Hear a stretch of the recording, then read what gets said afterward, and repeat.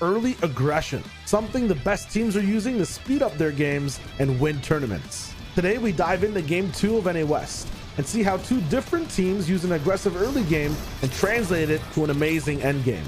I'll toss it over to Reisshub to break down team number 1.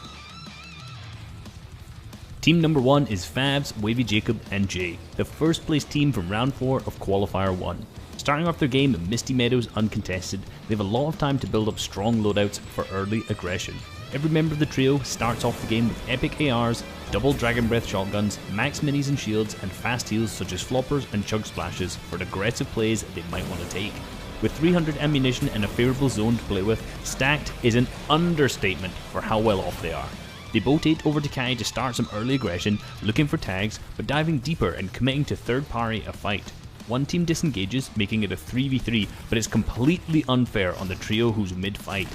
This is a fully stacked Misty Meadows trio versus half of Kai Corner. Power levels are not equal at all, making it an easy fight for Favs, Wavy, and Jay. Early aggression for this trio is invading these weaker POIs fast in the first zone and then drawing out fights knowing you have the best loadout on your side of the map. Using early aggression correctly also gives you an advantage when Storm Surge comes around. They got to play defense when Surge started to do damage, getting the option to delay a box dive from Falconer's trio, who were forced to get desperate since they never got to be aggressive earlier in the game. For Jay though, early aggression lets him play more patiently, playing around the Surge ticks, making his enemy an easy target as the whole trio is easy to clean up. The earlier Kai fight also netted them peppers, which helps them get through every circle's rotation, and now they have 12 elimination points, stacked items, and about 500 AR ammo per person to put permanent unstoppable pressure on every trio around them. Uncontested methodical gameplay from Favs, Wavy, and Jay. Completely different story though for the second trio we're focusing on today, Reet, Macon, and 40R Storm. Already contested at Hydro 16, they focus on starting fights with big damage. Although Reet goes down, Macon gets the trade, and by now you can see the difference in early aggression. This team is more about starting the fight at a high speed and staying there, going all in, finishing fights fast, but taking a lot of damage in the process and having less shields overall post-fight. With this style of aggression though, they force open opportunities no one else on the map can, going right through trios instead of playing around them. That beautiful sniper shot from Macon gives the trio a completely isolated fight to engage. And either way, it's Reet's team, so you know they're going to follow up on a fight. The pressure starts fast and doesn't slow down. The opposing team has no chance to heal up or build in a proper defensive way to buy any sort of time. This forces that team to make an all-in on Macon, which he survives marvelously in the 50-50. 40 yards in the fray too, playing off of the pressure his team is creating, finding a neat angle to enter the fight and just keep the pressure up on every opportunity. It's like they have unique heat-seeking sensors built into their crosshairs. Both 40R and Reet focus the same individual player from multiple angles throughout the entire fight. This godlike non-stop pressure makes the fight last less than a minute, in which afterwards they're already on to their next aggressive position.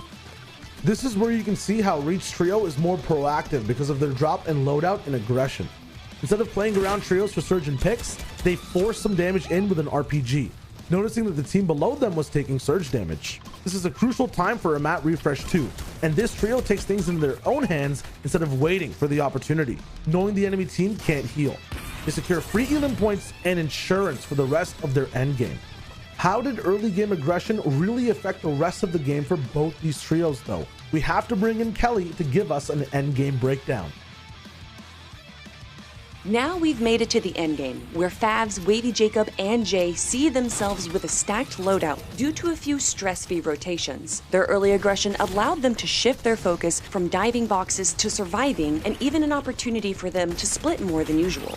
Once the low ground battle began, so did their reign of terror. Ripping apart other panic trios and grabbing several eliminations garnered them 24 elimination points and a third place finish. Even with great rotations, another top team, Reet, Macon, and 40R Storm, ran into some trouble after Macon went for a pick and in return is picked off himself. However, between effective early aggression, smart engagements, and great timing, the duo was prepared to face the endgame regardless of being down a man. 40R and Reet pop off, and with a bit more fortune, the victory royale could have been in their grasp, but instead they finished the game in 4th place with an incredible 13 eliminations. With early aggression, you can be reactive and planned out, like Favs, Wavy, and Jay, or proactive and fast-paced, like Reet, Macon, and 40R Storm. Either way, you set yourself up with great loadouts, huge point swings, and some top finishes in the highest level of tournaments. It's hard to pull off, but keep practicing those game plans off the drop, and who knows, maybe you can be qualifying for a finals in your region. That's all the hot action we have though for now. Stay tuned for more fast pushes in NA West and beyond this FNCS. We'll be seeing you on that battle bus.